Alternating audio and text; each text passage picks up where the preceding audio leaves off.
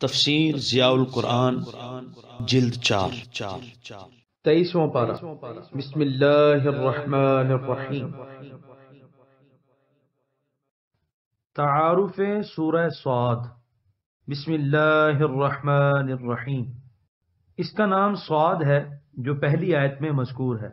اس کی آیات کی تعداد 88 اور کلمات کی تعداد 732 ہے اور حروف کی تعداد 3067 ہے۔ اس کے 5 رکوع ہیں۔ زمانہ نزول۔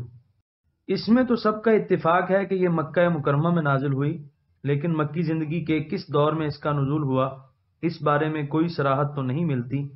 البتہ مفسرین کرام نے اس کے شان نزول کے بارے میں جو روایت لکھی ہے اس سے قیاس کیا جا سکتا ہے۔ روایت یہ ہے کہ جناب ابو طالب بیمار ہو گئے، بیماری نے شدت اختیار کر لی۔ مکہ کے رئیسوں نے سوچا کہ ایسا نہ ہو کہ وہ اس بیماری میں وفات پا جائیں۔ ان کی وفات کے بعد اگر ہم نے نبی مکرم پر سختی کی تو عرب ہمیں آر دلائیں گے کہ کل تک ابو طالب زندہ تھے تو تم نے انہیں کچھ نہ کہا، اب ان کی آنکھیں بند ہوتے ہی تم نے تشدد شروع کر دیا ہے۔ اس لیے بہتر ہے کہ ہمارا ایک وفد ان کے پاس جائے، شاید باہمی مصالحت کی کوئی صورت نکل آئے۔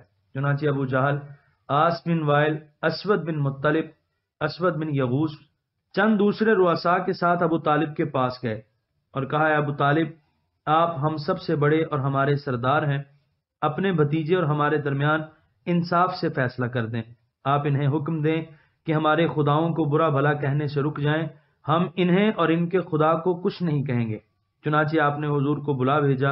حضور جب تشریف لائے تو ابو طالب نے کہا کہ یہ آپ کی قوم کے شیوخ اور سردار ہیں اور ان کا یہ مطالبہ ہے۔ حضور نے فرمایا، چچا جان، کیا میں ان کو ایسی بات کی دعوت نہ دوں جو ان کے لیے سراپا خیر ہے؟ پوچھا، کیا بات ہے؟ حضور نے فرمایا، میں ان کو دعوت دیتا ہوں کہ وہ ایک کلمہ کہیں، اس کی برکت سے سارا عرب بھی ان کا باج گزار بن جائے گا اور عجم کے بھی وہ مالک بن جائیں گے۔ ابو جہل کہنے لگا، ہم ایک نہیں ایسے 10 کلمے بھی کہنے کے لیے تیار ہیں، بتاؤ وہ کلمہ کون سا ہے؟ حضور نے فرمایا، تم کہو لا الہ الا اللہ۔ یہ سن کر وہ بھڑک اٹھے اور جھاگ بہاتے ہوئے اس محفل سے چلے گئے۔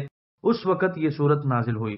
اگر یہ واقعہ جناب ابو طالب کے مرض وفات کا ہے تو پھر اس سورت کا سال نزول نبوت کا 10واں سال ہوگا، لیکن طبقات میں ابن سعد نے تصریح کی ہے کہ یہ واقعہ کسی دوسری بیماری کا ہے۔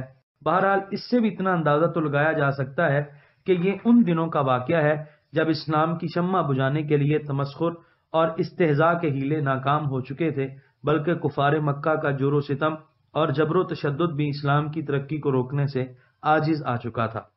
اسی لیے تو وہ اس کمزور شرط پر بھی مصالحت کرنے کے لیے تیار تھے کہ حضور علیہ الصلوۃ والسلام ان کے بتوں کو کچھ نہ کہیں، خود بے شک اپنے خدا کی عبادت کرتے رہے۔ اس قیاس کے مطابق مکی زندگی کا درمیانی دور اس سورت کا زمانہ نزول ہو سکتا ہے۔ مضامین۔ اس سورت میں انہی 3 مزمن بیماریوں کا علاج فرمایا جا رہا ہے جن میں اہل مکہ بری طرح مبتلا تھے۔ نمبر 1، وہ حضور علیہ السلام کو نبی ماننے کے لیے ہرگز تیار نہ تھے۔ انہیں اس انتخاب میں کوئی حکمت نظر نہ آتی تھی کہ جزیرہ عرب کے بڑے بڑے رؤساء کو تو نظر انداز کر دیا جائے اور منصب نبوت کے لیے ایک ایسی ہستی کو چنا جائے جس کے پاس نہ مال و دولت ہے نہ آوان و انصار کے جتھے۔ اللہ تعالیٰ فرماتے ہیں کہ نبوت تو میرا انعام ہے، جس کو میں اس کے قابل سمجھتا ہوں سرفراز کرتا ہوں۔ کیا میری رحمت کے خزانوں کی کنجی بردار یہ لوگ ہیں کہ جس کو چاہیں دیں اور جس کو چاہیں نہ دیں؟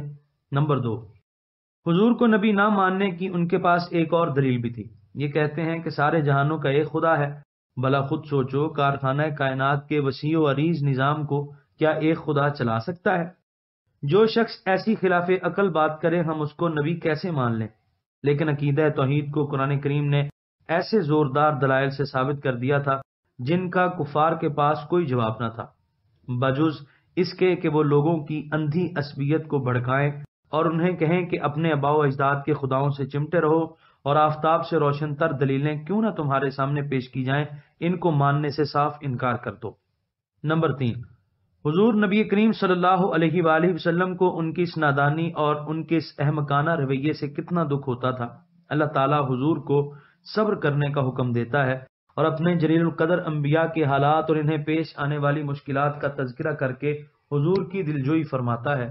ایک بات غور طلب ہے، یہاں اولین مقصد اہل عرب کے مشرکانہ عقائد کا بطلان ہے۔ اسی سلسلے میں انبیاء کرام کے حالات بیان کیے گئے، ساتھ ہی ان کے بے مثل کمالات، بے پایاں انعامات اور غیر محدود اختیارات کا ذکر بھی بڑے مؤثر پیرائے میں کیا جا رہا ہے۔ معلوم ہوا کہ انبیاء کرام کے کمالات و اختیارات بیان کرنے سے عقیدہ توحید کمزور نہیں ہوتا بلکہ مضبوط اور قوی ہوتا ہے۔ وہ لوگ بھی ان آیات کو چشم ہوش کھول کر پڑھیں جو حضور پر نور صلی اللہ علیہ وآلہ وسلم کے کمالات اور حضور پر آپ کے رب کریم کے بے پایاں احسانات بیان کرنے میں اس لیے بخل سے کام لیتے ہیں کہ عقیدہ توحید کو ذوف نہ پہنچے۔ حقیقت یہ ہے کہ جتنی شان مصطفیٰ علیہ التحیۃ والثناء زیادہ آشکارا کی جائے گی، اسی قدر اس کو بھیجنے والے خدا کی عظمت و کبریائی کا نقش لوح قلب پر ثبت ہوتا جائے گا۔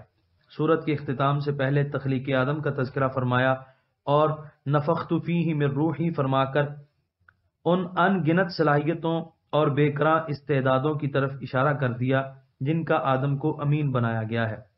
ساتھ ہی بتا دیا کہ شیطان نے آدم کی بے ادبی کر کے اپنے آپ کو ابدی لعنتوں کا مستحق قرار دے دیا۔